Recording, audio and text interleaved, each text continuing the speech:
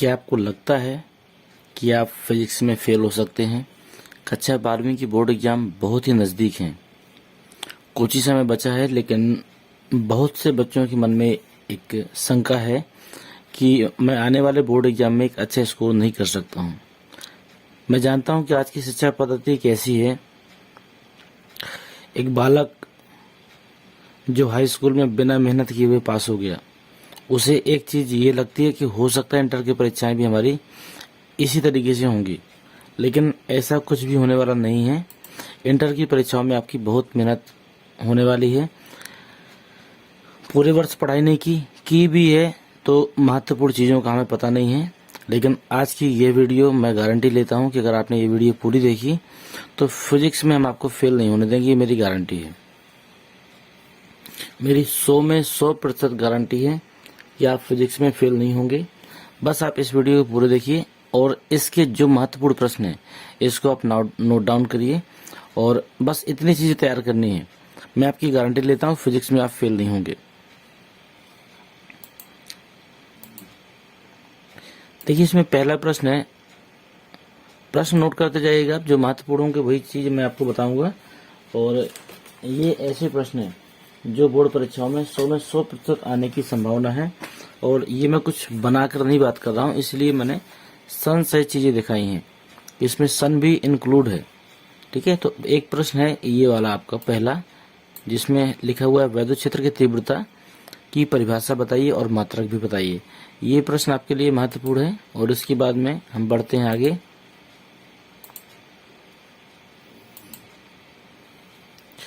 इसके बाद में एक प्रश्न आपका ये आ रहा है, विद्युत बल रेखाएं आपस में कभी नहीं काटती हैं, क्यों? इसका उत्तर आपको देखना होगा, आपको मालूम होगा, क्योंकि यदि काटेंगी तो इनकी दो दिशाएं हो जाएंगी। इसके बाद में आगे बढ़ते हैं। एक प्रश्न है आपका, विद्युत फ्लक्स किसे कहते हैं? देखिए कितना महत्वपूर्ण प्रश्न है, कितनी बार आया है आपका, 4, 9, 12, 17 और भी आगे आया है। देखिए आगे भी दिया है, 2007 में भी आया है। विद्युत फ्लक्स का मात्रक आपका 2007 में भी आया है, 12 में भी आया है, 15 में भी आया है, विमा भी पूछी गई है। तो आप समझ सकते हैं विद्युत फ्लक्स आपके लिए कितना महत्वपूर्ण है। तो आपको ये चीज़ देखनी है। और उसके बाद में देखिए एक प्रश्न है आपका, वैद्युत द्विध्रुव आघूर्ण से आप क्या समझते हैं? वैद्युत द्विध्रुव आघूर्ण से आप क्या समझते हैं? मात्रक और विमा बताना है। तो ये प्रश्न भी आपके लिए महत्वपूर्ण है। इसमें ध्यान दीजिएगा कि इस प्रश्न में आपको वैद्युत द्विध्रुव आघूर्ण की परिभाषा और उसकी मात्रक और विमा तीनों चीजें याद करनी होंगी। इसके बाद में ये प्रश्न आपका जो 7वां नंबर है, कि वैद्युत द्विध्रुव आघूर्ण सदिश राशि या अदिश राशि, ठीक है, और इसकी दिशा भी बतानी है। तो ये प्रश्न भी आपका कई बार आया है, रिपीट की संभावना है। इसके बाद ये देखिए, इन 3 प्रश्नों में से कोई एक प्रश्न आपको बोर्ड परीक्षाओं में 100 में 100% मिलने वाला है। सबसे पहला है, अक्षीय स्थिति में उत्पन्न वैद्युत क्षेत्र की तीव्रता, या निरक्षीय स्थिति में उत्पन्न वैद्युत क्षेत्र की तीव्रता, या फिर वैद्युत द्विध्रुव आघूर्ण का सूत्र जो सिद्ध करना है। इन 3 में से कोई ना कोई एक चीज आपको बोर्ड परीक्षाओं में 100 में 100% मिलेगी, ठीक है। इतना चीज क्लियर हो गया होगा। मैं सिर्फ इसलिए दिखा रहा हूँ, प्रमाणों के साथ बात कर रहा हूँ मैं, कि जो चीज आप देख रहे हैं इनकी 100 में 100% हमें संभावना है आने की, और इस प्रकार की हम गारंटी ले सकते हैं कि आप फेल नहीं होंगे।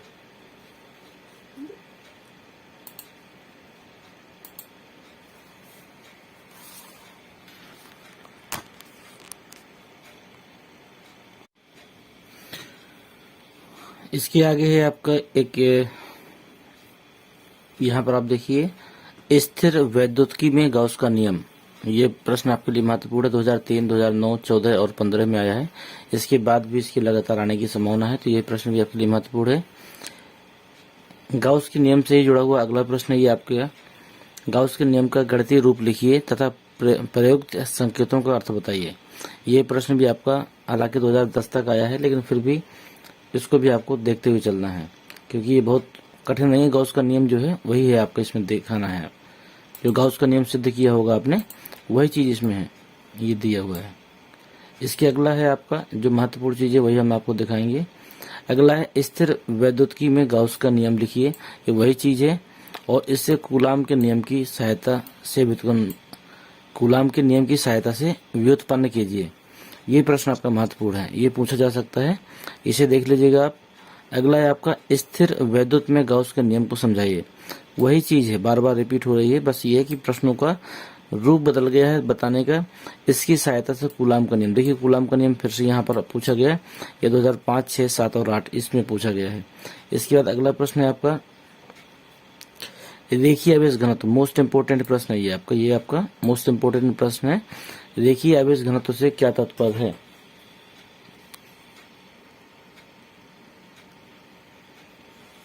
गाउस के नियम का उपयोग करते हुए एक आवेशित लंबे तार के निकट जिसका रेखीय आवेश घनत्व लैम्डा कूलाम प्रति मीटर है, वैद्युत क्षेत्र की तीव्रता के लिए व्यंजक बताइए। देखिए हम सिर्फ बात नहीं करेंगे, प्रमाणों के साथ आपको दिखा रहे हैं कि कितना महत्वपूर्ण है, ये आपके पेपर में आने की कितनी संभावना है।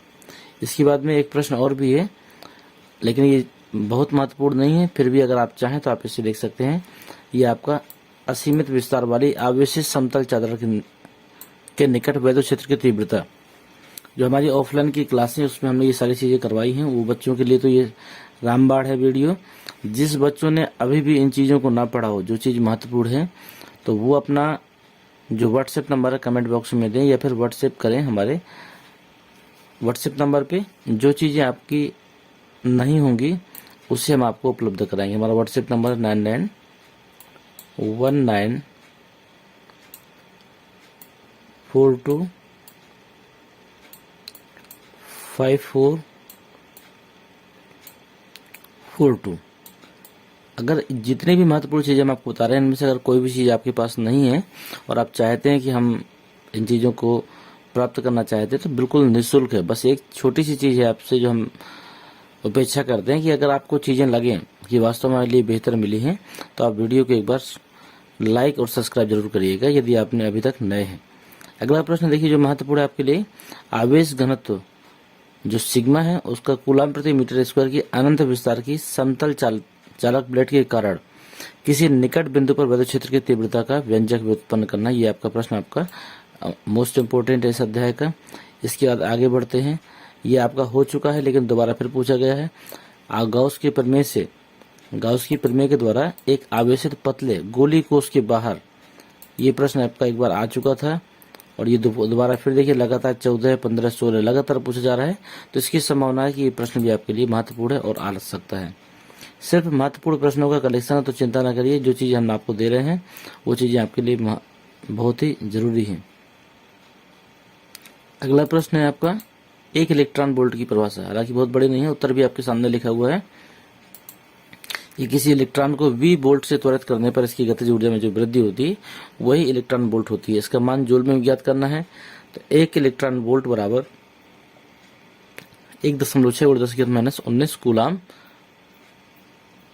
वोल्ट होता है, या फिर इसको हम लोग 1.6 × 10⁻⁻19 जूल भी कहते हैं। ये मिलियन इलेक्ट्रॉन वोल्ट भी कभी कभी बहुविकल्पी में पूछ लिया जाता है। तो 1 मिलियन इलेक्ट्रॉन वोल्ट में जूल कितने होंगे?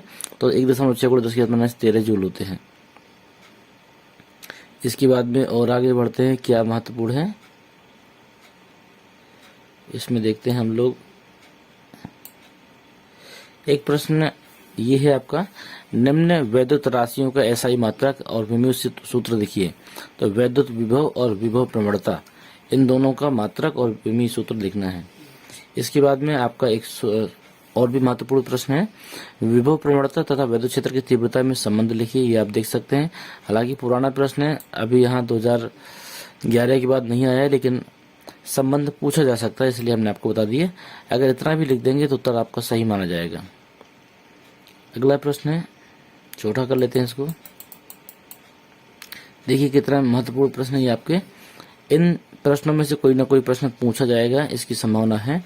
वैद्युत विभव से क्या समझते हैं? एक बिंदु आवेश के कारण किसी बिंदु पर विभव के लिए व्यंजक प्राप्त कीजिए और बहुत से बिंदु आवेश मिलकर किसी बिंदु पर कितना विभव उत्पन्न करेंगे। ये प्रश्न महत्वपूर्ण है। और एक प्रश्न ये वाला महत्वपूर्ण है, विभव प्रवणता से आप क्या समझते हैं? विभव प्रवणता तथा वैद्युत क्षेत्र की तीव्रता में संबंध स्थापित कीजिए। ये दोनों प्रश्न आपके लिए महत्वपूर्ण है और ये मोस्ट इंपोर्टेंट है आपका। वैद्युत द्विध्रुव से क्या समझते हैं? और वैद्युत द्विध्रुव की अक्षीय स्थिति के लिए व्यंजक, ये अक्षीय स्थिति का जो व्यंजक है ये आपके लिए मोस्ट इंपोर्टेंट है। ये मैं आपको बता भी देता हूँ, ये वाला प्रश्न आपका ये। इसमें वैद्युत विभव का सूत्र की स्थापना करनी अक्षीय स्थिति पर। यह प्रश्न आप देख सकते हैं कितने बार आया हुआ है। इस प्रश्न के रिपीट होने की संभावना पूरी की पूरी है। इसके बाद में आगे बढ़ते हैं हम लोग। सभी प्रश्नों को नहीं देखेंगे, इससे हम सिर्फ वो देख रहे हैं जो हमारे लिए महत्वपूर्ण है, क्योंकि पेपर का समय नजदीक है। हम सब कुछ तो नहीं, लेकिन मेन चीजें हम पढ़ सकते हैं जो हमारे रिजल्ट को बढ़ाएंगी। जो लड़कों को ये लगता है, जिन बच्चों को ये लगता है कि वास्तव में फिजिक्स बहुत कठिन है और हम लोग फेल हो सकते हैं, तो मैं गारंटी देता हूँ जितनी चीजें मैं बता रहा हूँ इतनी चीजें आप तैयार करके जाएं, आप इतने नंबर जरूर ले आएंगे कि आप कम से कम 60% से ऊपर आप पहुंचेंगे। यदि आप फेल की संभावना तब की कंडीशन मैं बता रहा हूँ आपको। ये परिभाषा आपका संधारित्र किसे कहती है, आपका महत्वपूर्ण है आपकी। देखिए, देख सकते हैं आप संधारित्र क्या मात्रक, ये भी आपका महत्वपूर्ण है आपका, देख लीजिए। इसके बाद में परावैद्युत किसे कहते हैं, ये प्रश्न भी आपका पूछा जा सकता है परावैद्युत के बारे में। तो ये तीनों प्रश्न आपके इसमें से महत्वपूर्ण हैं। और आगे बढ़ते हैं। प्रश्न तो बहुत सारे हैं, लेकिन हम लोग मेन देख रहे हैं, तो परेशान होने वाली बात नहीं है। एक प्रश्न ये है आपका, संधारित्र में प्रयोग होने वाले किन्हीं दो परावैद्युत पदार्थों का नाम लिखिए। तो संधारित्र में कागज या माइका, छोटा प्रश्न था इसलिए मैंने आपको बता दिया। अगला प्रश्न है आपका, किसी समांतर प्लेट संधारित्र की धारिता का उसमें परावैद्युत भरने से क्या प्रभाव पड़ता है। तो यहाँ पर जो परावैद्युतांक है वो k गुना हो जाता है, मतलब बढ़ जाती है। और आगे चलते हैं हम लोग।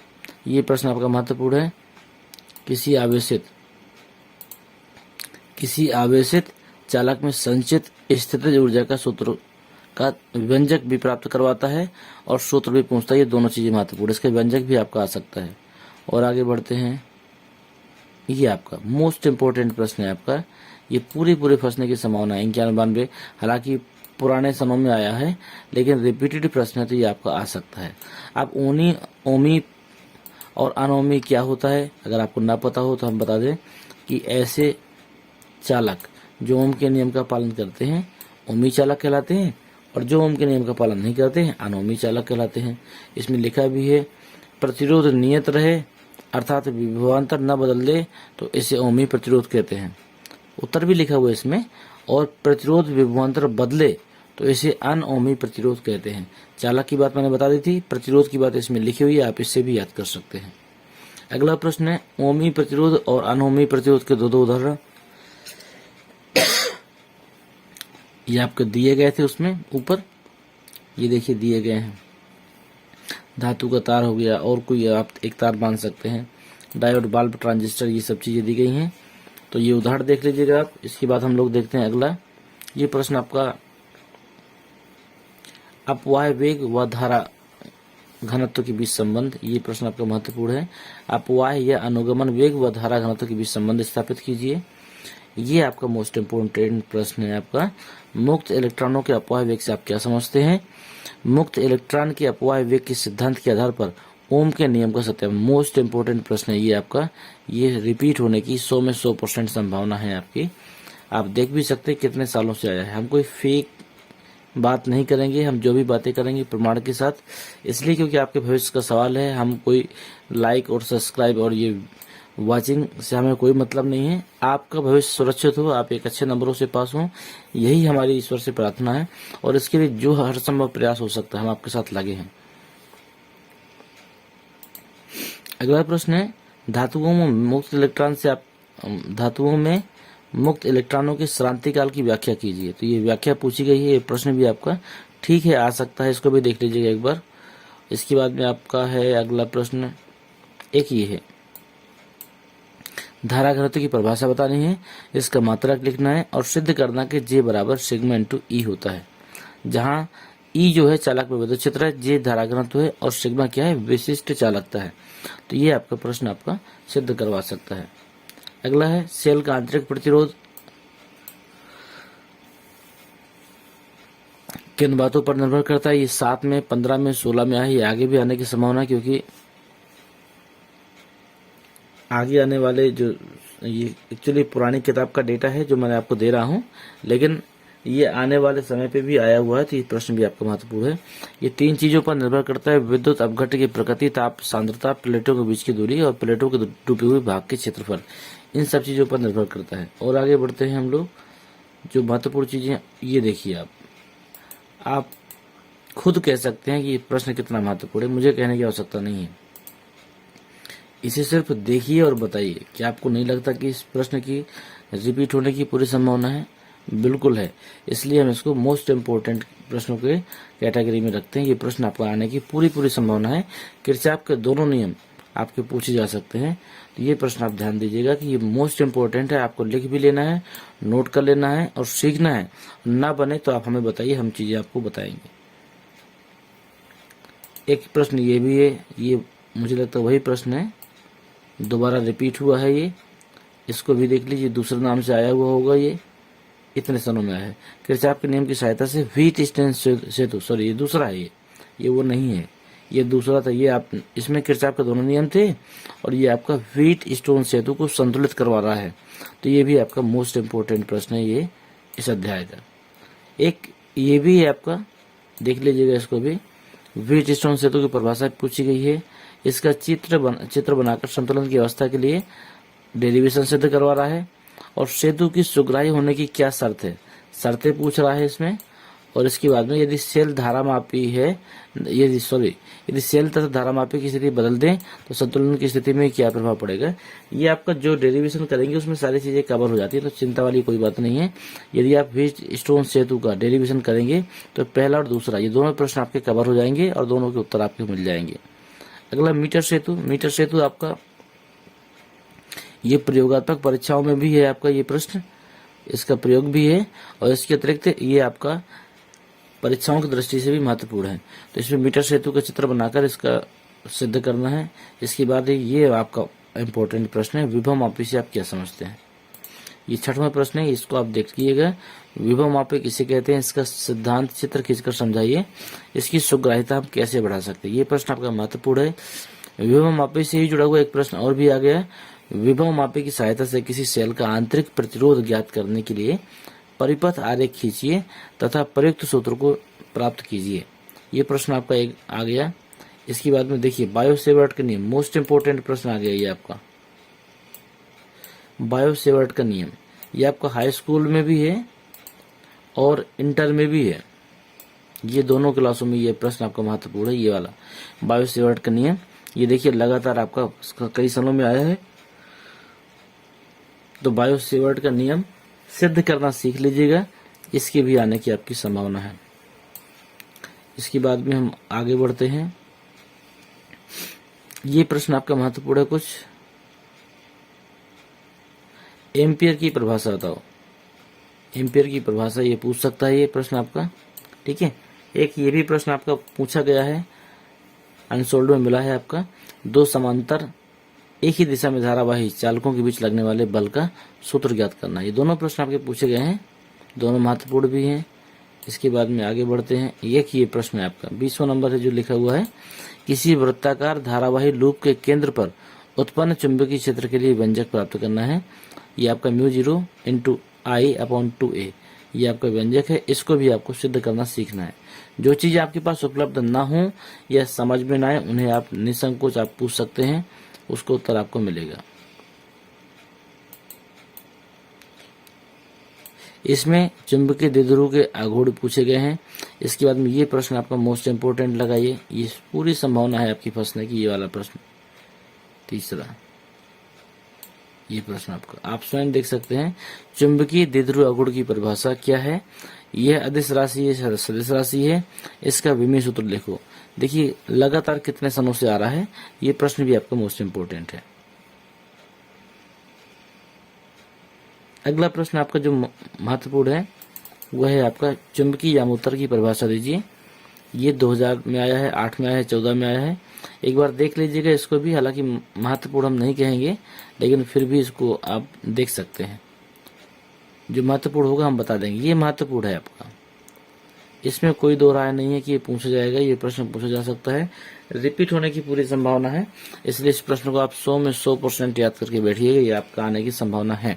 दिक्पात, नमन कोण, नतिकोण जो भी है, ये प्रश्न आपका मोस्ट इंपोर्टेंट है। इसके बाद अगला प्रश्न जो महत्वपूर्ण है, पृथ्वी के चुंबकीय क्षेत्र का क्षेत्रीय घटक कहाँ पर शून्य होता है। तो ध्यान दीजिएगा, उत्तर अगर ना आपको पता हो तो यहाँ पे लिखा भी है उत्तर नीचे आपका। चुंबकीय उत्तरी व दक्षिणी ध्रुव पर, उत्तरी व दक्षिणी ध्रुव पर जो आपका क्षेत्रीय घटक है वो आपका क्या होता है, शून्य होता है। देख सकते हैं ये लिखा हुआ है। ठीक है, चलो मैं मिटा दूं इसको। आगे देखते हैं दूसरा प्रश्न आपका जो महत्वपूर्ण है। अगला ये है, पृथ्वी के चुंबकीय उत्तरी ध्रुव पर क्षैतिज घटक BH तथा नमन कोण थीटा के मान क्या होते हैं? तो क्षैतिज घटक का जो मान होता है वो होता है 0, ठीक है, और नमन कोण होता है 90 डिग्री का। ये प्रश्न और उत्तर दोनों चीजें आपको मिल गई यहाँ पर। और आगे बढ़ते हैं, ये प्रश्न आपका महत्वपूर्ण है, किसी स्थान पर नति कॉमा पृथ्वी के चुंबकीय क्षेत्र के क्षैतिज तथा ऊर्ध्वाधर घटकों में संबंध लिखिए। तो ये प्रश्न आपका एक बार हो गया है, रिपीट हुआ है दोबारा, कोई दिक्कत नहीं है। ये भी प्रश्न आपका महत्वपूर्ण है, अपने हिसाब से देख लीजिए। हालांकि विशेष नहीं है लेकिन फिर भी ठीक है ये प्रश्न। ये जो विशेष होगा मैं राउंड लगा देता हूँ उसमें, ताकि आपको क्लियर हो जाए कि वो तो देखने हैं। इसके बाद में आगे बढ़ते, ये प्रश्न आपका ठीक है। ये प्रश्न भी आपका महत्वपूर्ण है, किसी स्थान पर पृथ्वी के चुंबकीय क्षेत्र के क्षैतिज तथा ऊर्ध्वाधर घटक बराबर हैं तो उस पर नति कोण का मान क्या होगा? ये प्रश्न भी आपके रिपीट होने की संभावना है, ठीक है। उत्तर भी लिखा हुआ है नीचे, ये लिखा हुआ है, जो भी आया है आपका उत्तर भी लिखा हुआ है, नोट कर लीजिएगा आप इसको भी। ध्यान दीजिएगा, वीडियो के साथ देखने के साथ में आपको नोट भी करना है, तभी आप सारी चीजों को कवर कर पाएंगे। एक प्रश्न आपका महत्वपूर्ण, ये देखिए आ गया, अनुचुंबकीय तथा प्रतिचुंबकीय परमाणुओं में क्या अंतर है? ये प्रश्न भी आपका महत्वपूर्ण है, इसको भी आप नोट डाउन करिएगा। ये प्रश्न आपका 22वां नंबर, अनुचुंबकीय तथा प्रतिचुंबकीय पदार्थों के परमाणुओं में क्या अंतर है। इसके बाद में जो अगला प्रश्न है जो महत्वपूर्ण है आपका, ये है आपका मोस्ट इंपोर्टेंट दोनों प्रश्न है, इसमें कोई दो राय नहीं है। मैं राउंड लगा देता हूं, इन दोनों प्रश्नों को आपको देखना है। ये दोनों प्रश्न आपके लिए महत्वपूर्ण है। चुंबकत्व का परमाणविक मॉडल क्या है? इस मॉडल के आधार पर अनुचुंबकत्व की व्याख्या कीजिए व इसका उदाहरण दीजिए। अगला है, चुंबकत्व का परमाणविक मॉडल क्या है? इसके आधार पर अनुचुंबकीय तथा प्रतिचुंबकीय पदार्थों में अंतर बताइए। दोनों प्रश्न महत्वपूर्ण है, ऑप्शन देख सकते हैं। कोई झूठ फरेब वाला काम नहीं कि मैं कह दूं आपने मान लिया, आप तो प्रमाण देखिए कि प्रश्न क्यों महत्वपूर्ण है। अगला प्रश्न है 8वां 9वां, ये दोनों अच्छे प्रश्न है आपके, हालांकि महत्वपूर्ण हम उतना नहीं कहेंगे लेकिन फिर भी ये प्रश्न ठीक है। चुंबकत्व का परमाणु मॉडल क्या है? इसके आधार पर लौह चुंबकीय व अनुचुंबकीय पदार्थों में अंतर। ये प्रश्न ठीक है, आपका आने की संभावना है लेकिन विशेष महत्वपूर्ण नहीं है, लेकिन फिर भी आपको देख कर जाना है। यदि आप देख कर जाएंगे, क्योंकि सिर्फ पास होना ये कोई बात नहीं होती, आपको एक अच्छे नंबरों से पास होना है, तो आपको अच्छे प्रश्नों का कलेक्शन भी रखना होगा।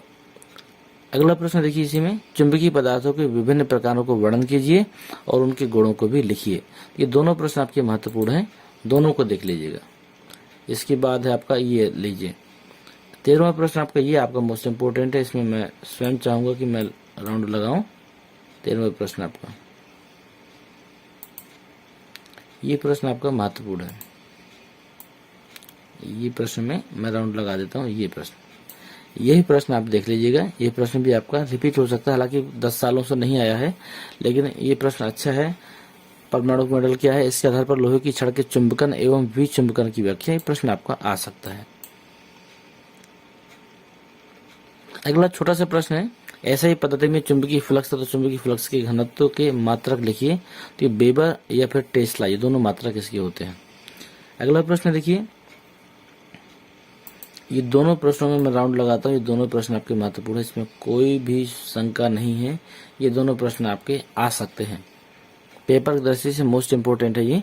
वैद्युत चुंबकीय प्रेरण संबंधी फैराडे के नियम, ये मान के चलिए इसके नियम तो पूछे ही जाते हैं, और छूट गया तो लेंज का नियम पूछा जाएगा। ये दोनों महत्वपूर्ण हैं, दोनों देखने हैं। ध्यान दीजिए कि जिन प्रश्नों का उत्तर आपके पास ना हो, निसंकोच आप हमारे व्हाट्सएप नंबर पे कांटेक्ट करके या फिर आप उस व्हाट्सएप नंबर में अपने प्रश्नों को भेजकर उसका उत्तर पा सकते हैं। हमारा व्हाट्सएप नंबर है 99142554। राइटिंग पे मत जाइएगा क्योंकि माउस के द्वारा हम काम कर रहे हैं, तो हो सकता है थोड़ा सा आपको राइटिंग क्लियर ना देखिए। 9919425442। चलिए, बस ये सुविधा के लिए मैंने आपको बताया है, इसमें कोई भी अन्य चीजें नहीं। आप अपनी परीक्षा से जुड़ी हुई चीजें आप हमसे पूछ सकते हैं। अगला प्रश्न देखिए, चुंबकीय फ्लक्स। अगला प्रश्न जो महत्वपूर्ण है आपका, फैराडे की वैद्युत चुंबकीय प्रेरण संबंधी नियम। अभी मैंने आपको बताया था, एक इसका ही प्रश्न आया हुआ था, उसी प्रकार के दूसरा प्रश्न है। आप समझ गए होंगे कितना महत्वपूर्ण है। इसके अलावा आपका आगे चलते हैं, ये प्रश्न आपका महत्वपूर्ण है। एल लंबाई की एक तांबे की छड़ बी तीव्रता के एक समान चुंबकीय क्षेत्र में ओमेगा कोणीय वेग से अपने एक सिरे की परिधि घूम रही है, तो सिद्ध कीजिए कि छड़ के सिरों पर प्रेरित विद्युत भाग बल equal to 1/2 omega B L square होता है। ये प्रश्न आपका अच्छा है। भंवर धाराएं क्या है, ये प्रश्न भी आया नहीं है, लेकिन कभी कभी पूछ लिया जाता है। इसमें सन दिया नहीं गया, लेकिन प्रश्न आपका ठीक है। ये अगला प्रश्न है, स्वप्रेरण गुणांक, अन्योन्य प्रेरण गुणांक, इन दो में से कोई ना कोई प्रश्न पूछा जाता है, तो इसकी परिभाषा आप देख लीजिएगा इससे। ठीक है, स्वप्रेरण गुणांक की परिभाषा, मात्रक और विमा, तीनों चीजें आपको इसकी सीखनी है।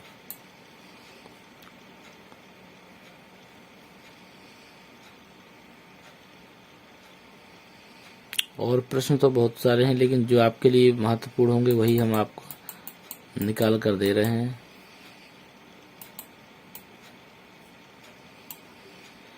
देखिए, ये अगला प्रश्न है, दो कुंडलियों के बीच अन्योन्य प्रेरण गुणांक की परिभाषा दीजिए तथा इसका मात्रक लिखिए। ये प्रश्न है आपका महत्वपूर्ण।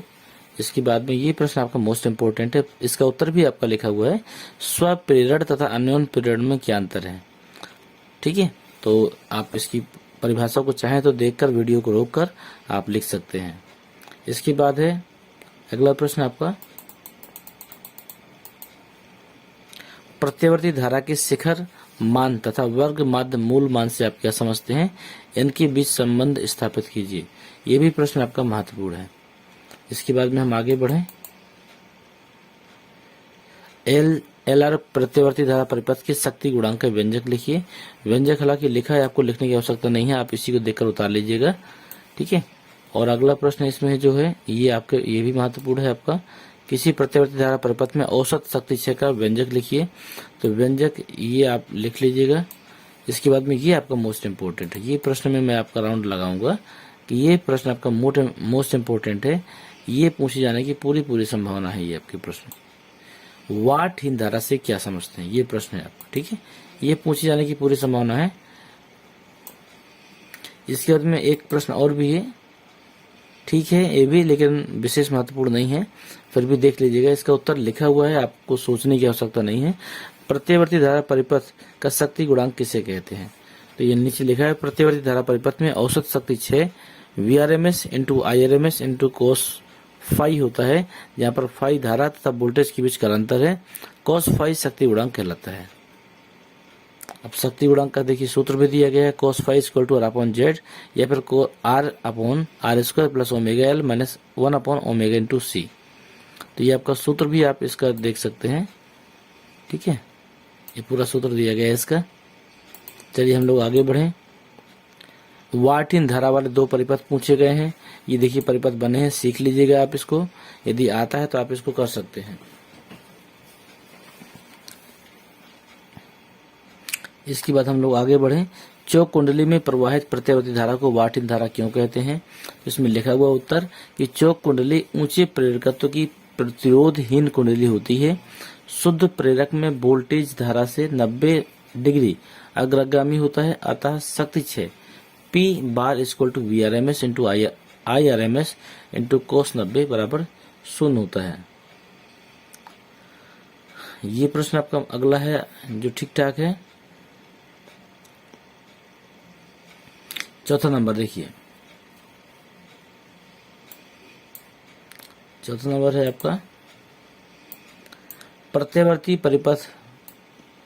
परिपथ के लिए औसत शक्ति क्षय।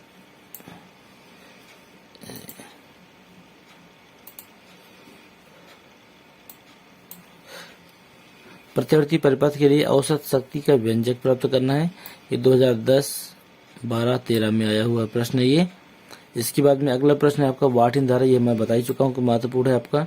चौक कुंडली प्रवाहित धारा वाट इन क्यों होती है, ये प्रश्न के उत्तर देना। ये भी प्रश्न आपका ठीक ठाक है। इसके बाद में अगला प्रश्न है आपका वाट इन धारा से आप क्या समझते हो ही गया है। चौक कुंडली में वाट इन धारा की महत्व क्या है, आपको मालूम है।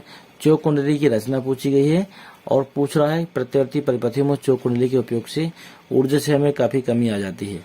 ये प्रश्न भी आपका ठीक है। अगला प्रश्न है मोस्ट इम्पोर्टेंट है, किसी भी कीमत पर। ये मुझे नहीं लगता है कि प्रश्न आपका बचेगा। ये बोर्ड परीक्षा में 100 में 100% आने की संभावना है। ये बीच में कोई पीडीएफ मुझे लगता है छूट गई थी तो लास्ट में दिया गया है। ये बायो-सेवर्ट का नियम लिखिए। इस नियम की सहायता से किसी धारावाही लूप की कुंडली मतलब लूप या कुंडली की अक्ष पर उत्पन्न चुंबकीय क्षेत्र की तीव्रता के व्यंजक प्राप्त करना है। ये बहुत ही रिपीटेड प्रश्न है, आने की पूरी संभावना है। और आगे बढ़ते हैं।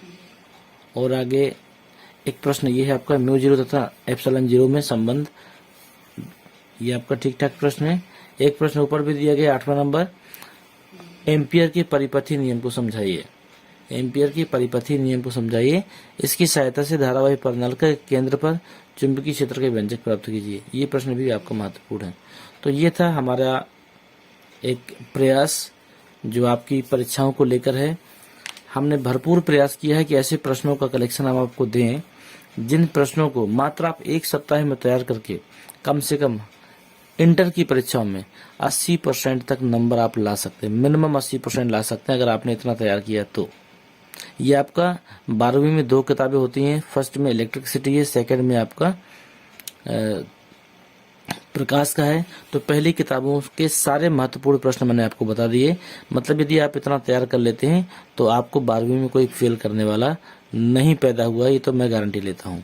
अब इसके बाद जो इसका दूसरा पार्ट होगा वो आपकी परसेंटेज को बनाएगा। यदि आप उसको भी तैयार कर लेते हैं तो ये मान के चलिए कि कम से कम 80 से 85% तक आप नंबर पा सकते हैं। अब मेरा इतना प्रयास रहा तो मैं भी आज चाहता हूँ कि आप फटाफट वीडियो को लाइक करें, चैनल को सब्सक्राइब नहीं किया तो सब्सक्राइब करें और एक छोटा सा कमेंट जरूर भेजें ताकि हमें उससे मोटिवेशन प्राप्त हो सके। धन्यवाद।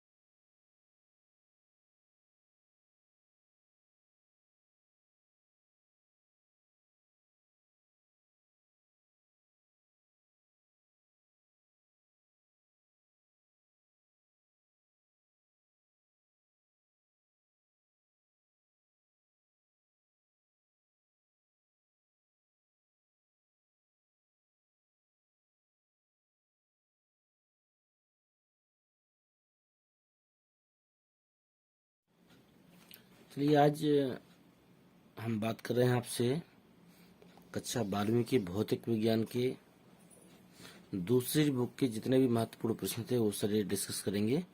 इसके पहले पार्ट में आपने देखा है कि भौतिक विज्ञान का जो फर्स्ट पार्ट था इंटर का, उसके सारे महत्वपूर्ण परीक्षा उपयोगी प्रश्न हमने आपको बताए।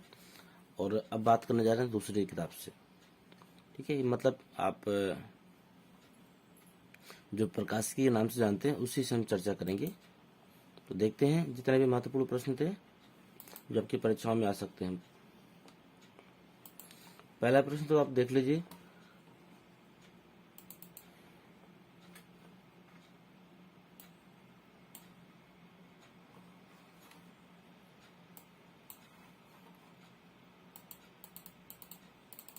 ये प्रश्न को आप देख पा रहे हैं, किसी गोलीय पृष्ठ पर उत्तल हो या अवतल हो, इससे प्रकाश के अपवर्तन के लिए सूत्र स्थापित करना है। ये आपका मोस्ट इम्पोर्टेंट प्रश्न है। इसके बाद में आगे बढ़ते हैं। दूसरा प्रश्न ये है, वही प्रश्न है, इसको दोबारा दूसरे तरीके से दिया गया है। किसी गोलीय पृष्ठ पर अपवर्तन का सूत्र लिखिए। इसकी सहायता से पतले लेंस के लिए 1/f equal to mu minus 1 या फिर n माइनस 1 भी कह सकते हैं, 1/r1 माइनस 1/r2। इसका आपको व्यंजक सिद्ध करना है। ये आपका महत्वपूर्ण है।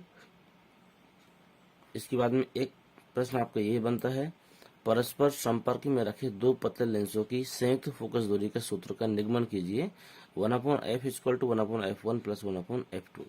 ये निगमन भी आपके लिए महत्वपूर्ण है। देखिए, मोस्ट इम्पोर्टेंट अगर हम आपसे कहें तो ये गलत नहीं होगा। ये इस प्रकार का प्रश्न है, तो ध्यान दीजिएगा। ये तीनों प्रश्न आपके इस चैप्टर से महत्वपूर्ण है, जो पेपर में आने की संभावना है। इन तीन में से कोई ना कोई एक प्रश्न आपको 2023 की बोर्ड परीक्षा में जरूर मिलेगा। मैं आपको एक चीज और बता दूं कि यदि आपने पूरे वर्ष कोई पढ़ाई नहीं की है या फिर की है लेकिन अभी तक श्योर नहीं है कि मेरी तैयारी बहुत अच्छी है, मैं फिजिक्स में फेल हो सकता हूं, तो मैं गारंटी देता हूं जितनी चीजें मैं बता रहा हूं इतनी चीजें आप देख कर जाइएगा। कम से कम 60 to 70% के ऊपर नंबर 100 में 100% आपके आएंगे, क्योंकि मुझे विश्वास है कि यही चीजें आने वाली हैं। अगला प्रश्न देखिए, इसी में परिक्षेपण क्षमता लिखिए। परिक्षेपण क्षमता की जो परिभाषा है वो आपकी पूछी गई है 2001, 4, 6। और हम जितने भी बातें करेंगे कोई मतलब हवाई वाली बातें नहीं है। कई अलग अलग चैनल में लोग बताते हैं, कुछ भी बताते हैं, प्रमाण कुछ भी नहीं है। लेकिन आज मैं आपको जो भी दिखा रहा हूँ ये मैं एक खास किताब से दिखा रहा हूँ। यहाँ पर प्रश्न भी पड़े हुए हैं, कोई बताने की आवश्यकता नहीं, आप स्वयं समझ सकते हैं प्रश्न कितना महत्वपूर्ण है। परिक्षेपण क्षमता की परिभाषा के बाद में अगला प्रश्न बनता है इसी में, किसी प्रिज्म के पदार्थ की परिक्षेपण क्षमता का सूत्र, मतलब वही सूत्र है आपका। इसके बाद में प्रतीक भी समझाना है आपने, इतना अंतर है इसमें। और आगे बढ़े हम लोग, थोड़ा महत्वपूर्ण है ये, मतलब विशेष महत्वपूर्ण नहीं है, देख लीजिएगा इसको भी। Mu equal to sine A plus delta N upon delta M upon 2 upon sine A बटे 2, जहां पर ए प्रिज्म कोड है, डेल्टा एम आपका अल्पतम विचलन है। इसका निगमन करना है। ठीक है, तो ये आपका सिलेबस में अगर है तो देखिएगा। इसके बाद हम आ जाते हैं अगले अध्याय में, मानव नेत्र में निकट दृष्टि दोष और दूरदर्शी दोष। ये तो आप हाई स्कूल में तैयार कर चुके हैं, कोई दिक्कत वाली बात नहीं है, इन्हें आप तैयार कर लीजिएगा। लेकिन मैं बता दूं, इन दोनों दोषों में से कोई ना कोई दोष आपका लगभग हर साल पूछा जाता है। इसके बाद में एक प्रश्न ये महत्वपूर्ण है आपका, दूरदर्शी तथा सूक्ष्मदर्शी की रचना में क्या अंतर है। एक प्रश्न है आपका, परावर्तित दूरदर्शी का कर्ण आरेख बनाओ। एक है आपका, परावर्तित दूरदर्शी की दो विशेषताएं लिखो। ये छोटे छोटे प्रश्न हैं, इनको देख लीजिएगा आप। एक मोस्ट इम्पोर्टेंट जो प्रश्न है वो आपका ये रहा, किसी दूरदर्शी की विभेदन क्षमता का सूत्र लिखो और प्रयुक्त प्रतीकों को समझाइए। ये मोस्ट इम्पोर्टेंट प्रश्न है आपका। ठीक है, इसके बाद में इसके ऊपर एक प्रश्न दिया गया है, किसी प्रकाशिक यंत्र की विभेदन क्षमता से क्या समझते हैं। ये प्रश्न भी देखना है आपको, हालांकि महत्वपूर्ण नहीं है। ये आपका महत्वपूर्ण है, किसी दूरदर्शी की विभेदन क्षमता कैसे बढ़ाई सकती है। तो नीचे उत्तर भी लिखा है इसका, अभिदृश्य का व्यास को बढ़ाकर इसकी क्षमता को बढ़ाया जा सकता है। अगला प्रश्न है आपका, ये भी महत्वपूर्ण है, दूरदर्शी की विभेदन सीमा किन किन बातों पर निर्भर करती है, सूत्र भी लिखना है। तो दूरदर्शी की विभेदन सीमा जो है आपकी वह होती है 1/22 लैम्डा अपॉन डी के बराबर होती है। तो इस प्रकार आप कह सकते हैं कि यह तरंग दैर्ध्य के समानुपाती और अभिदर्शक के जो द्वारक के व्युत्क्रमानुपाती होती है।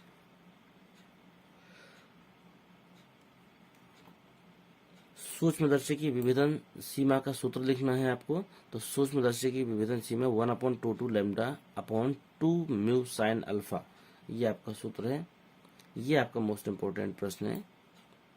सूक्ष्मदर्शी की विभेदन क्षमता का सूत्र लिखिए, ये प्रश्न आपके आने की संभावना है। इसका सूत्र होगा 2 mu sine alpha upon 1.22 lambda. यहाँ पर सभी के बारे में भी लिखा है कि कौन सा यहाँ पर क्या है। देखिए, हम जो प्रश्न आपको बता रहे हैं मोस्ट इम्पोर्टेंट प्रश्नों की चर्चा कर रहे हैं, इसलिए आप इन्हीं प्रश्नों को तैयार करके पहुंच जाइए। कम से कम 70% से ऊपर नंबर आप हासिल करेंगे। अगला प्रश्न है, आप दूरदर्शी में बड़े द्वारक के अभिदर्शक लेंस की आवश्यकता क्यों होती है? दूरदर्शी में बड़े द्वारक के अभिदर्शक लेंस की आवश्यकता क्यों होती है? ये आपका मोस्ट इम्पोर्टेंट प्रश्न है, इसको आपको देखना है। इसके बाद में हम लोग आगे बढ़े। दूरदर्शी की विभेदन क्षमता कैसे बढ़ाई सकती है? बहुत बार प्रश्न आया है ये, और ये महत्वपूर्ण भी है। बड़े द्वारक का अभिदर्शक लेंस लगाकर। इसके बाद में देखिए, ये प्रश्न आपका मोस्ट इम्पोर्टेंट है। इलेक्ट्रॉन सूक्ष्मदर्शी की विभेदन क्षमता प्रकाशिक सूक्ष्मदर्शी की तुलना में अधिक क्यों होती है? आपको कार्ड भी बताना है। तो ये देखिए कितने सनों में आया हुआ है। ये प्रश्न आपके लिए महत्वपूर्ण हो जाता है, इस वर्ष भी रिपीट होने की पूरी संभावना है। इसमें आपको अंतर बताना है। अगला प्रश्न है, मानव नेत्र से ही संबंधित है।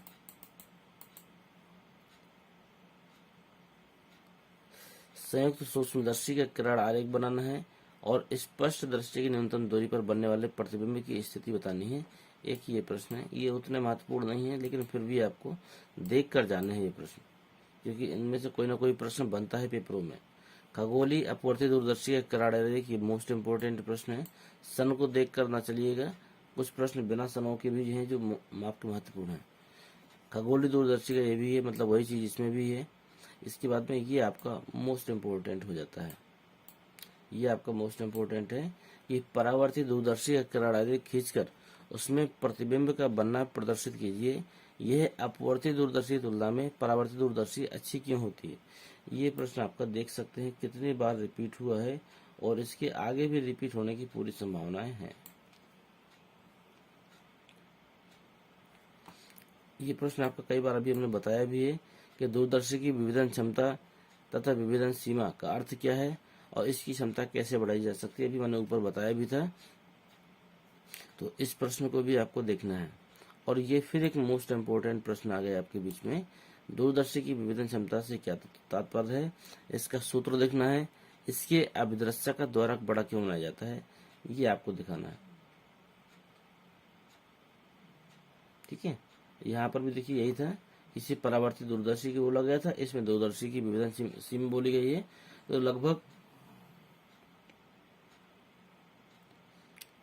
एक ही, क्योंकि दूरदर्शी पर बोल रहा है, तो दूरदर्शी में आप यहाँ पर भी देखिए अपवर्ती दूरदर्शी है, तो यहाँ पर भी आप समझ सकते हैं कि प्रश्न लगभग मिलता जुलता है। जो चीजें होंगी आप देखकर इसको तैयार करिएगा, ये महत्वपूर्ण बन जाता है आपके लिए। अगला प्रश्न देखते हैं कौन सा महत्वपूर्ण है।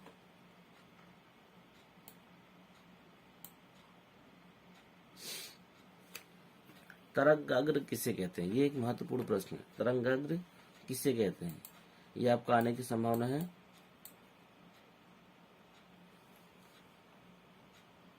इसके बाद देखिए अगला प्रश्न जो बनता है आपका, तरंगाग्र सही है, लेकिन इसमें एक चीज और जुड़ गई, हाइगेंस की द्वितीयक तरंगिकाओं का सिद्धांत लिखिए।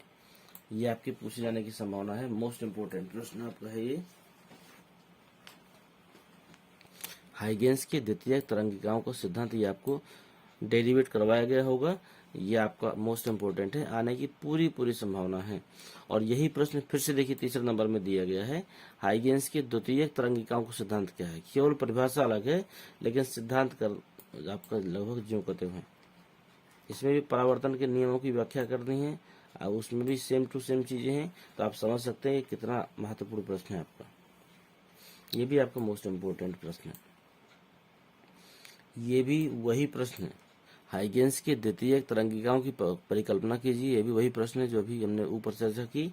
इसके बाद में इसके आधार पर अपवर्तन, वहां पर परावर्तन करवा रहा था और यहाँ पर अपवर्तन की व्याख्या करनी है। ठीक है, तो ऊपर वाला वो जो कहते हैं दोनों प्रश्न है, इसमें अपवर्तन की व्याख्या पर एक अलग प्रश्न जुड़ जाता है। तो ये तीनों प्रश्नों में से कोई ना कोई प्रश्न आपका बोर्ड परीक्षाओं में 100% मिलने वाला है और 5 नंबर से नीचे नहीं मिलेगा। तो ये मान के चलिए कि ऐसे प्रश्न हैं जो आपके परीक्षाओं का स्कोर बढ़ाते हैं। अगला प्रश्न आपका है डॉपलर विस्थापन। ये एक अच्छा प्रश्न है आपका, डॉपलर विस्थापन। इसको भी आपको देखना भी महत्वपूर्ण है। इसका ये अगला प्रश्न ये है, डॉपलर विस्थापन का ही है। परिभाषा तो आप ऊपर भी देखते हुए कितने महत्वपूर्ण है। अब इसका गति करते हुए तारे की स्पेक्ट्रमी रेखाओं में डॉपलर विस्थापन का सूत्र भी निगमित करना है। ठीक है, और इससे तारों की गति का अनुमान कैसे लगाया जा सकता है, ये चीज भी आपको बतानी है। तो ये सारी चीजें आपके लिए महत्वपूर्ण हैं। डॉपलर विस्थापन आपको पढ़ाया गया होगा विद्यालय में। ठीक है, तो आप इन चीजों को देखें और ये प्रश्न आपका मोस्ट इम्पोर्टेंट हो जाता है यहाँ पर। तो इसको ध्यान देके याद जरूर करना है आपको। अगला प्रश्न है, छोटा है लेकिन महत्वपूर्ण है, व्यतिकरण क्या है। व्यतिकरण क्या, ये आपका महत्वपूर्ण प्रश्न है। पहला नंबर परिभाषिक है ये। अगला है, व्यतिकरण फ्रिंजों को देखने के लिए आवश्यक शर्तों का उल्लेख। छोटा है लेकिन महत्वपूर्ण प्रश्न है। यंग के फ्रिंज प्रयोग में फ्रिंज की चौड़ाई के सूत्र क्या है, ये भी आपका महत्वपूर्ण प्रश्न है। ये तो तीनों प्रश्न आपको देखने हैं। मैं गारंटी देता हूँ जितने लोग वीडियो देख रहे हैं, अगर वास्तव में अप्लाई कर लेंगे पेपरों के टाइम पे 7 दिनों के लिए भी, तो कोई बालक फिजिक्स में फेल होने वाला नहीं है। ये हमारी फुल गारंटी है। कला संबद्ध स्रोतों से आप क्या समझते हैं, ये भी आपका महत्वपूर्ण है। 2007, 11, 19 में आया है, लेकिन सनों को देखकर नहीं चलना है। ये प्रश्न महत्वपूर्ण है आपका। 12वां है, तरंगों के संपोषी तथा विनाशी। ये आपका मोस्ट इम्पोर्टेंट प्रश्न है आपका, संपोषी और विनाशी वाला।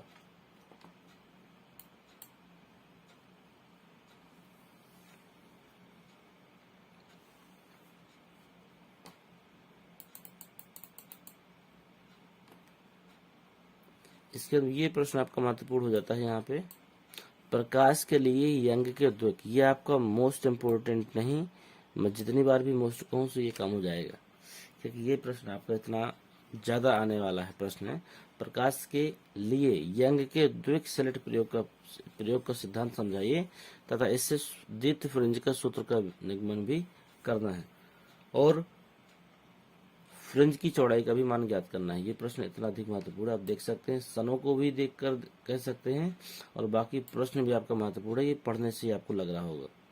इसके बाद अगला प्रश्न भी यहाँ पर है जो आपको देखना है, यंग के व्यतिकरण के प्रयोग में 2 समांतर सेल्टों के बीच की दूरी 2d तथा उनसे पर्दे के बीच की दूरी d है। यदि प्रकाश की तरंगदैर्घ्य लैम्डा हो तो पर्दे पर केंद्रीय फिल्म से दीप्त फ्रिंज की दूरी, अदीप्त फ्रिंज की दूरी के लिए व्यंजक प्राप्त करना है। ठीक है, ये 2 चीजें आपको निगमित करनी है, बाकी सब कुछ दिया गया है। और सूत्र से फ्रिंज की चौड़ाई भी तीसरी चीज आपको निकालनी है। ये 3 चीज आपको निकालनी है इसमें से। ये प्रश्न भी आपका मोस्ट इम्पोर्टेंट है इस अध्याय के हिसाब से। व्यतिकरण की परिभाषा आपने याद ही कर ली होगी, इसको हम दोबारा चर्चा न करें। अगला है प्रश्न है आपका बनता है विवर्तन। ये आपका मोस्ट इम्पोर्टेंट प्रश्न है। ये प्रकाश की के अंतर्गत है। प्रकाश के विवर्तन से आप क्या समझते हैं, एक ये प्रश्न हो गया। इसके बाद में अगला है प्रकाश के विवर्तन का ही है, लेकिन इसमें एक चीज जुड़ जाती है डेरिवेशन के रूप में। एक पतली झिल्ली से होकर एक बड़ी प्रकाश के पर्दे पर बनने वाले विवर्तन प्रतिरूप की व्याख्या कीजिए। तो ये आपका एक महत्वपूर्ण प्रश्न हो जाता है यहाँ पर। ठीक है, अगला है एक पतली झिल्ली से होने वाले प्रकाश के विवर्तन की विवेचना करनी है। और एक विवर्तन प्रतिमान खींचना भी है। तो ये प्रश्न हालांकि आया नहीं है, लेकिन एक बार देख लीजिएगा इसको, ये विशेष महत्वपूर्ण नहीं है। ये आपका एक अच्छा प्रश्न है नीचे, जिसकी संभावना बनती है व्यतिकरण और विवर्तन में अंतर। ये अच्छा प्रश्न है आपका, हम इसको इम्पोर्टेंट भी कह सकते हैं ये प्रश्न। अगला है, नोट करते जाइएगा, मैं आपको बता दूं, क्योंकि बार बार आप तो आप वीडियो देखेंगे नहीं, मुझे भी पता है कि आप नहीं देखेंगे और ना ही आपको घर से परमिशन मिलेगी बार बार देखने की। लेकिन यदि आप इन प्रश्नों को नोट कर लेंगे तो चुनिंदा प्रश्नों को ही आप अपनी कॉपी या किताब से तैयार कर लीजिए। जिसने पढ़ी ना हो या जिसका पूरा ना हुआ हो सिलेबस, वो ऑनलाइन या गूगल में जाकर इन चीज़ों को सर्च करके इसका उत्तर ले लीजिए। यदि फिर भी आपको समस्या होती है तो आप हमारे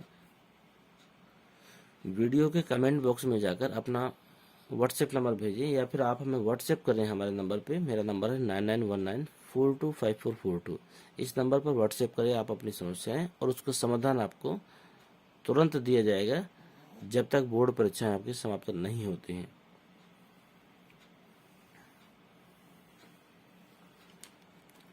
अगला प्रश्न यहाँ पे बन रहा है, एक ऐसी घटना का नाम लिखो जिससे सिद्ध हो जाए कि प्रकाश की तरंग अनुप्रस्थ होती है। तो यहाँ पे मैं उत्तर भी आपको बता रहा हूँ, ये प्रकाश की घटना है, ध्रुवण की घटना होती है। ये आपका महत्वपूर्ण प्रश्न है। इसके बाद में ये प्रश्न देखने हैं आपके, कंपन तल तथा ध्रुवण तल की परिभाषा लिखनी है और ध्रुवर के ब्रूस्टर नियम का उल्लेख भी करना है। मतलब कि ये जो प्रश्न है, ये प्रश्न भी आपका महत्वपूर्ण प्रश्न है, और मैं कहूँ तो ये प्रश्न आपका मोस्ट इम्पोर्टेंट बन जाता है आपका। ठीक है, ये प्रश्न आप जरूर देखिएगा। इसके बाद में एक प्रश्न इसके नीचे और भी दिया गया है, किसी तल के लिए ध्रुवण कोण का क्या अर्थ है। हालांकि ऊपर वाले प्रश्न में ये बात कवर हो गई थी, लेकिन अगर आप अलग से चाहें तो आप ध्रुवण कोण का परिभाषा और सूत्र याद कर लीजिएगा, ये हो जाएगा आपका। ये भी प्रश्न आपका महत्वपूर्ण है, सनों को देख के आप कह सकते हैं। द्वि अपवर्तन महत्वपूर्ण तो नहीं है, लेकिन फिर भी आप एक बार देख लीजिएगा, प्रश्न आपका ठीक है।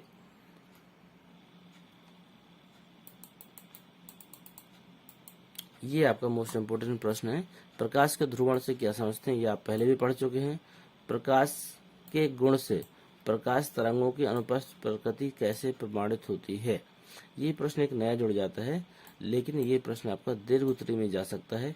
ये आपका मोस्ट इम्पोर्टेंट है और आपको ये तैयार भी करने हैं। यदि किसी प्रश्न का उत्तर आपके पास ना हो तो आप निसंकोच आप हमारे व्हाट्सएप पे संपर्क करें और उसका उत्तर आपको हम तुरंत उपलब्ध कराएंगे, ताकि आपकी बोर्ड परीक्षाओं में एक अच्छा स्कोर हो सके। अगला प्रश्न है आपका, ध्रुवित तथा अध्रुवित प्रकाश में अंतर समझाइए।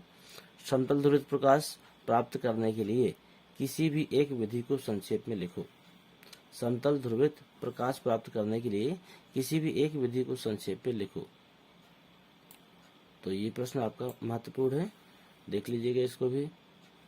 अगला नियम आपका मोस्ट इम्पोर्टेंट हम कहेंगे, ये आपकी संभावना है पूरी पूरी आने की भी। ये प्रश्न है आपका, ब्रूस्टर का नियम क्या है।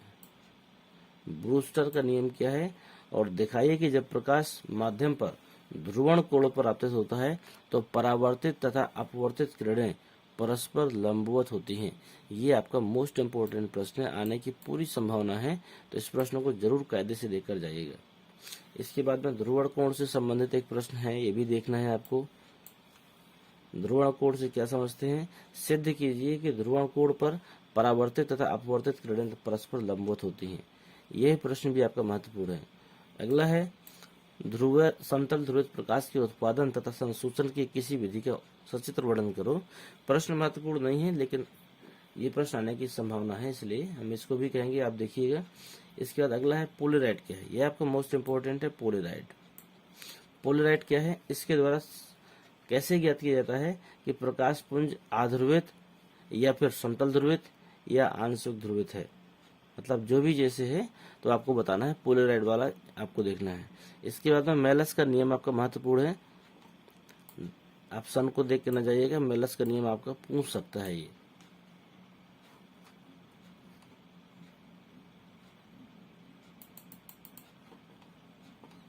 अगला प्रश्न है, प्रकाश वैद्युत उत्सर्जन तथा तापानिक उत्सर्जन में अंतर बताइए। ये प्रश्न आपका महत्वपूर्ण है। ये 5, 7 और 12 में पूछा गया प्रश्न है और आगे आने की संभावना भी है। इसका उत्तर भी लिखा हुआ सामने। सबसे अच्छी बात तो ये है, प्रकाश वैद्युत उत्सर्जन में धातु के भीतर उपस्थित मुक्त इलेक्ट्रॉन बाहर फोटोनों को अवशोषित करके ऊर्जा ग्रहण करते हैं तथा धातु से बाहर आ जाते हैं। तापानिक उत्सर्जन में मुक्त इलेक्ट्रॉन ऊष्मा पाकर ऊर्जा ग्रहण करते हैं। अतः यह जो प्रभाव है ताप पर आधारित है, इसलिए हम इसको प्रकाश वैद्युत उत्सर्जन, तापानिक उत्सर्जन कहते हैं।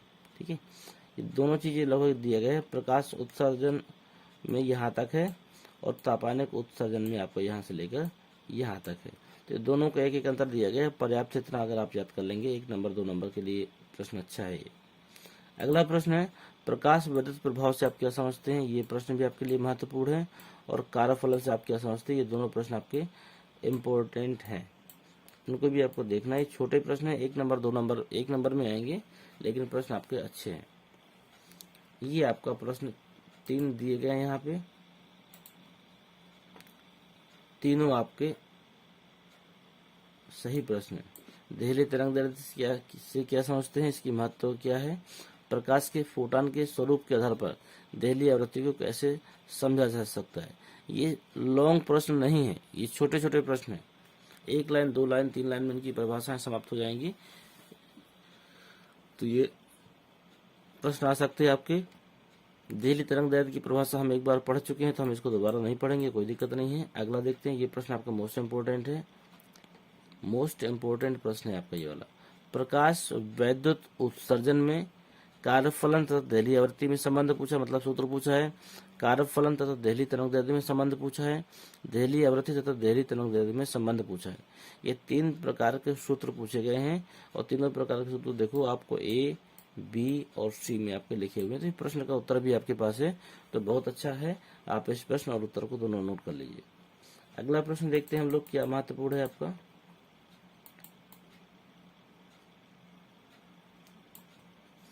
प्रकाश वैद्युत प्रभाव के लिए आइंस्टाइन का समीकरण ज्ञात कीजिए। प्रकाश वैद्युत प्रभाव के लिए ये महत्वपूर्ण है आपका। तो ये आपका है K = H न्यू -50। ये आइंस्टाइन का समीकरण है आपका।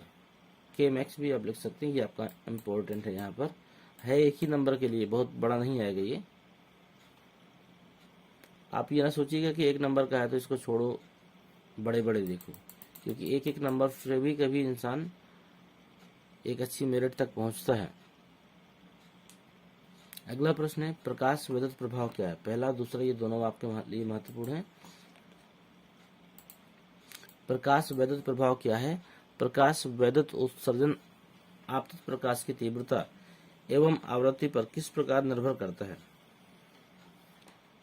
12 और 16 में आया हुआ प्रश्न है ये अच्छा प्रश्न है और आपके लिए महत्वपूर्ण है। अगला है, प्रकाश वैद्युत उत्सर्जन के नियम लिखिए तथा उन्हें समझाइए। प्रकाश वैद्युत उत्सर्जन के नियम लिखना है और उसको समझाना भी है। ये प्रश्न आपका मोस्ट इम्पोर्टेंट प्रश्न है आपका। प्रकाश वैद्युत प्रभाव क्या है, ये प्रश्न आपको हो चुका है। सिर्फ इतना प्रश्न और बड़ा है कि आइंस्टाइन ने प्रकाश वैद्युत उत्सर्जन की व्याख्या किस प्रकार की।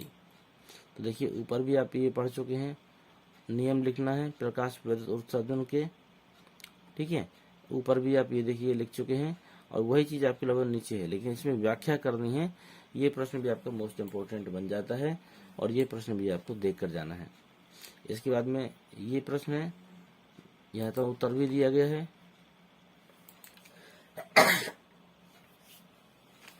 ये आपका मोस्ट इम्पोर्टेंट है, लेकिन ये प्रश्न आपका दीर्घ उत्तरी में जाएगा।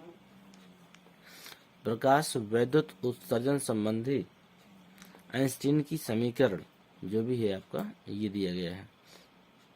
जो K मैक्स वाला भी इसके पहले बताया था वही समीकरण है ये, की स्थापना कीजिए तथा इसके आधार पर प्रकाश वैद्युत प्रभावों के नियम की व्याख्या कीजिए। मोस्ट इम्पोर्टेंट प्रश्न है ये आपका 2023 की परीक्षाओं में मिलेगा तो मिलेगा, ये कोई दो राय नहीं कटने वाला। इसके बाद में आगे बढ़े हम लोग। लगभग अंत में आ गए हैं किताब के। परमाणु के रदरफोर्ड मॉडल में क्या कमियां रह गई? एक प्रश्न आपको ये देखना है परमाणु वाले चैप्टर से। परमाणु के रदरफोर्ड मॉडल में क्या कमियां रह गई जिन्हें बोहर ने अपने मॉडल में दूर किया? इसको विस्तार से समझाना है। इसके बाद में ये छोटा सा प्रश्न है 1 नंबर का, परमाणु में इलेक्ट्रॉन की स्थायी कक्षा किसे कहते हैं, उसकी क्या शर्त है? उत्तर भी नीचे लिखा हुआ है, देख सकते हैं। अगला है हाइड्रोजन परमाणु की आणविक कक्षा में इलेक्ट्रॉन की ऊर्जा क्या होगी? ये प्रश्न आपका ठीक है। इसके बाद आगे बढ़ते हैं। जो महत्वपूर्ण है हम उन्हीं की चर्चा करेंगे, बाकी में बात ही नहीं करना। आप देख सकते हैं क्या महत्वपूर्ण है, क्या हम देना चाहते हैं आपको, आप स्वयं देख सकते हैं। हाइड्रोजन परमाणु के लिए बोहर की जो परिकल्पनाएं थी वो देखिए कितना महत्वपूर्ण है। ये मान के चले कि कोई सन नहीं छूट रहा है और ये आपके 2023 की परीक्षाओं के लिए मोस्ट इम्पोर्टेंट प्रश्न हो जाता है आपका ये, तो आप इसको जरूर देकर जाएं। हाइड्रोजन परमाणु के लिए बोहर की परिकल्पनाएं लिखिए एवं समझाइए। सन 2001, 3, 5, 6, 8, 9, 14, 15, 16 ये लगातार प्रश्न आने वाला है और ये रिपीटेड है, इसलिए आने की पूरी संभावना बनती है कि आगे भी आपका आ सकता है। एक ये है आपका है वही चीज, बोहर के परमाणु सिद्धांत के आधार पर हाइड्रोजन परमाणु का ऊर्जा स्तर आरेख प्राप्त करना है और इस आरेख की सहायता से हाइड्रोजन की प्रथम 3 उत्तेजन विभव और इसका आयनन विभव याद करना है। ये प्रश्न भी आपको देखना है।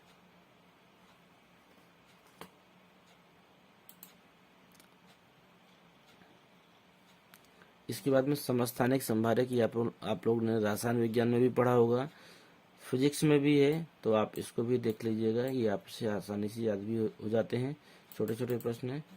इसके बाद में अगला प्रश्न आपके लिए ये बन जाता है, एक एएमयू द्रव्यमान से आप क्या समझते हैं? ये प्रश्न आपका अच्छा है, ये केमिस्ट्री के लिए भी ठीक है और फिजिक्स में भी आ सकता है ये। तो एक एएमयू का किलोग्राम से संबंध, ठीक है, या MeV मिलियन इलेक्ट्रॉन वोल्ट से संबंध पूछ सकता है। तो एक एएमयू में होते हैं 1.66 × 10⁻27 किलोग्राम और यह है आपका 931 मिलियन इलेक्ट्रॉन वोल्ट के बराबर भी होता है। और यदि इसकी परिभाषा पूछी जाए तो एक एएमयू कार्बन परमाणु 6C12 के द्रव्यमान के 12वें भाग के बराबर होता है, ऐसा कह सकते हैं आप। अगला प्रश्न बनता है जो इस अध्याय से, किसी नाभिक की द्रव्यमान क्षति से क्या समझते हैं? ये आपका हो गया। इसके बाद में एक प्रश्न और बनता है, ये आपका इम्पोर्टेंट हम कहेंगे, मोस्ट तो नहीं कहेंगे लेकिन इम्पोर्टेंट है, ये भी आपका 1 नंबर 2 नंबर में आ सकता है। नाभिक की बंधन ऊर्जा से क्या तात्पर्य है? बंधन ऊर्जा तथा नाभिक की स्थायित्व में क्या संबंध है? ये प्रश्न आपका महत्वपूर्ण है। इसके बाद में हम आगे बढ़े।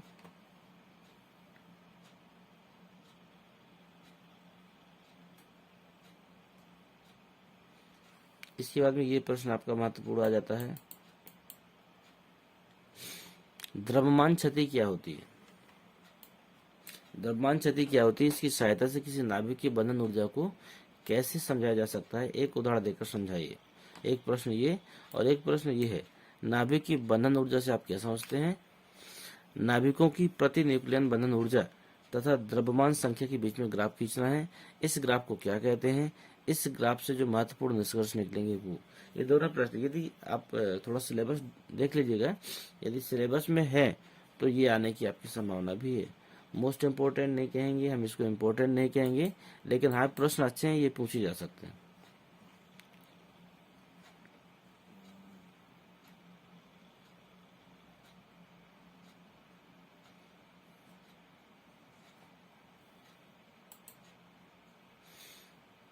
ये प्रश्न आपका एक है, नाभिकीय बल किसे कहते हैं? ठीक है, ये प्रश्न अच्छा है, ये पूछा जा सकता है, 1 नंबर में पूछा जा सकता है, ज़्यादा बड़ा नहीं होगा या फिर 2 नंबर में आएगा, इससे ऊपर नहीं आएगा। इसके बाद में अगला प्रश्न है,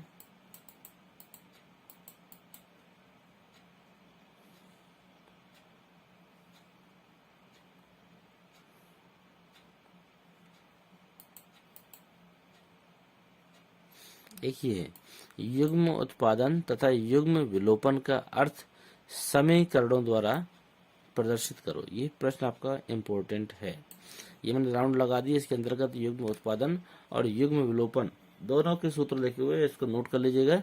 यह प्रश्न आपका आने की संभावना है, ज्यादा बड़े नंबरों में नहीं आएगा लेकिन आएगा पक्का, ये आने की संभावना है।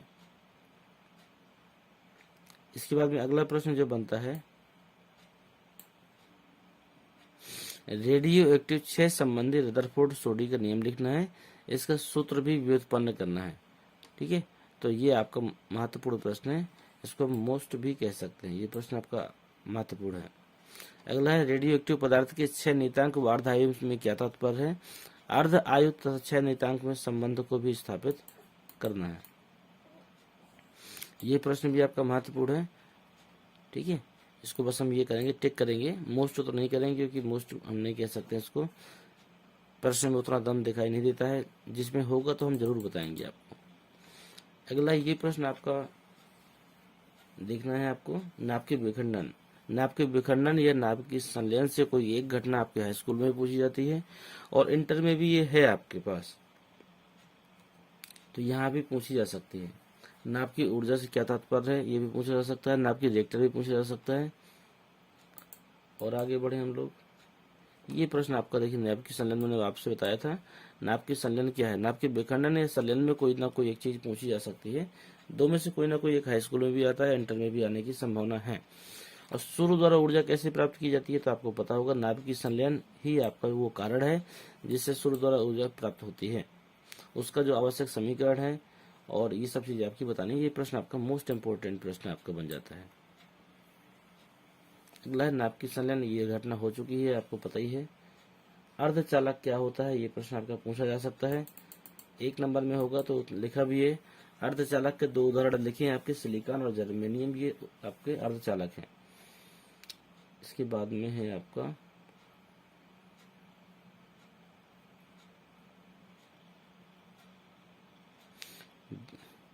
देखिए, सारे प्रश्नों से मतलब नहीं, आप देख रहे होंगे इतना ज्यादा प्रश्नों को हम क्यों छोड़ रहे हैं। तो बहुत से प्रश्न ऐसे जिनमें उम्मीद नहीं है हमें कि आगे चल के भी आने की है। ये प्रश्न एक आपका एक अच्छा है। पीएन संधि डायोड के लिए अग्र अभिनति तथा उत्क्रम अभिनति व्यवस्था में परिपथ चित्र बनाना है।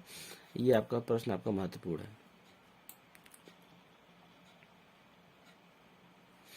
अगला है प्रश्न इसी में, चालक तथा अर्धचालक में मूलभूत अंतर क्या है? पीएन संधि डायोड में अग्र अभिनति तथा उत्क्रम अभिनति, मतलब जो ऐसा पुराना किया था वही चीज इसमें भी है। इसमें एक प्रश्न ये महत्वपूर्ण है, पीएन संधि डायोड के लिए अग्र अभिनति तथा उत्क्रम अभिनति क्रिया का क्या अर्थ है? इसका चित्र बनाना है, लक्षणों को भी समझाना है। ये 2 प्रश्न आपके दोनों मोस्ट इंपोर्टेंट है। ये दोनों मोस्ट इंपोर्टेंट है और दोनों एक ही चीज भी है, अलग अलग रूप में पूछा गया है। पहले में पीएन संधि डायोड के अर्ध तरंग दृष्टिकारी के रूप में कैसे प्रयुक्त किया जाता है, परिपथ का सरल चित्र बनाकर समझाना है। इसका दूसरा प्रश्न ये भी बन रहा है, पीएन संधि डायोड का उपयोग अर्ध तरंग दृष्टिकारी परिपथ का चित्र बनाइए। मतलब प्रश्न तो सेम ही, तो आपको पता चल गया। कार्य विधि समझाना है, ये भी ऊपर वाले में पूछी गई थी, तो ये भी सेम है, केवल बढ़ के आ गया। निवेश तथा निर्गत वोल्टताओं के तरंग का रूप बताओ और क्या निर्गत वोल्टता शुद्ध दृष्ट वोल्टता होती है। ये प्रश्न पर आपका इसमें बढ़ा हुआ है, तो इसको आप देख लीजिएगा। ये प्रश्न आपका मोस्ट इंपोर्टेंट है। अगर इस अध्याय से कुछ पूछा जाएगा तो आपका यही प्रश्न पूछा जाएगा, ये तो पक्का है।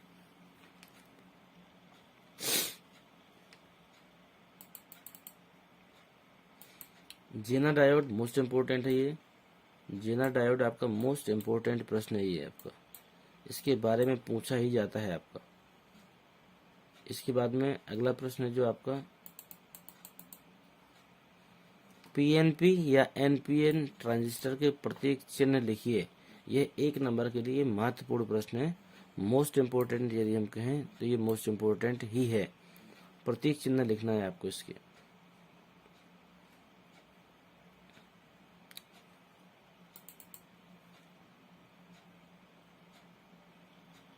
इसके बाद में पीएनपी ट्रांजिस्टर की कार्यविधि समझानी है, एनपीएन की रचना समझानी है। ये प्रश्न दोनों महत्वपूर्ण है आपके। ये आपका मोस्ट इंपोर्टेंट प्रश्न है, ये आने की पूरी संभावना है। हालांकि इसकी जैसा एक प्रश्न हो चुका है, लेकिन प्रश्न का रूप देख सकते हैं कि एक ही तरह का प्रश्न कितनी बार पूछा गया है। पीएन संधि डायोड किसे कहते हैं? दो पीएन संधि डायोडों को पूर्ण तरंग दृष्टिकारी के रूप में कैसे प्रयुक्त किया जाता है?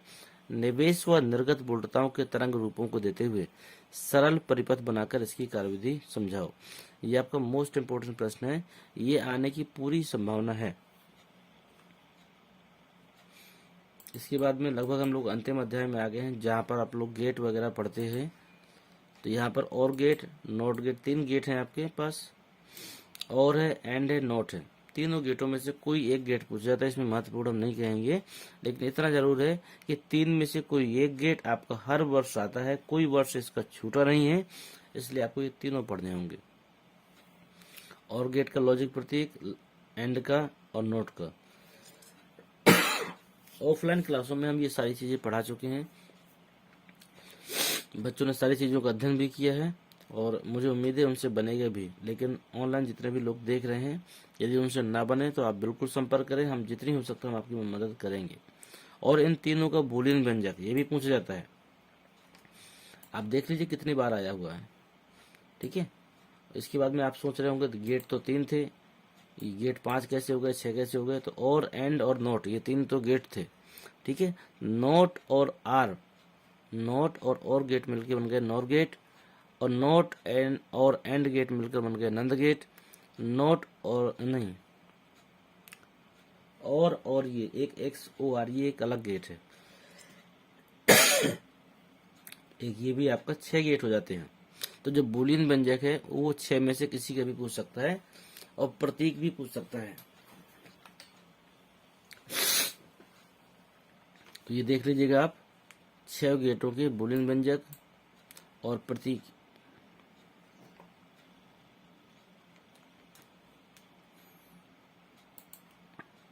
इसके बाद में एंड गेट का देखिए लिखा है बूलियन व्यंजक, अगर ना पता हो तो एंड गेट का बूलियन व्यंजक लिखा है। ठीक है, और इसके बाद में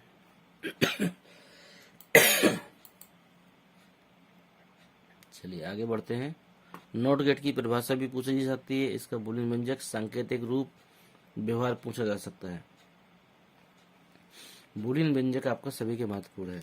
तो ये था हमारे फिजिक्स का अंत। 8वें प्रश्न में आप देख सकते हैं इनका बूलियन व्यंजक बार बार पूछा गया है।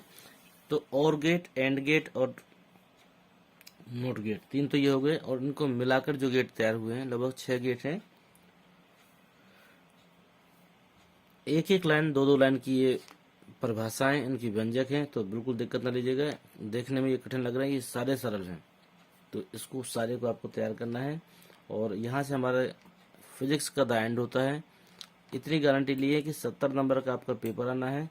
70 नंबर में जिसने हमारी बताई हुई चीजें तैयार कर ली हैं, तो 70 में कम से कम 50 नंबर के आसपास उसका पेपर फंसेगा।